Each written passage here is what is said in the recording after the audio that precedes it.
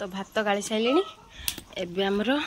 देसी माछ माने गड़िश कंटिया आ कि नहीं खाली गड़िश कंटिया यही माछ कंटिया कम गड़िश बेसी आलू पड़ी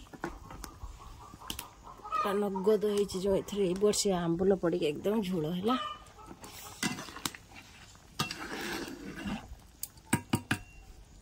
शागटा खटा जीव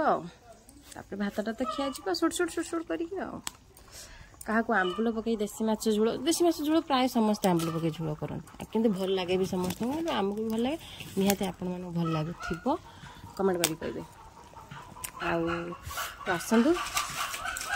भात खायापी बर्तमान बसीगले शाग भी आम होगला चलना पड़ी शागटा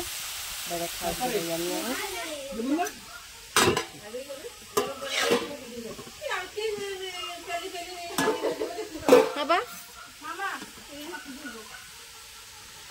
आउटे ताटिया देन झिली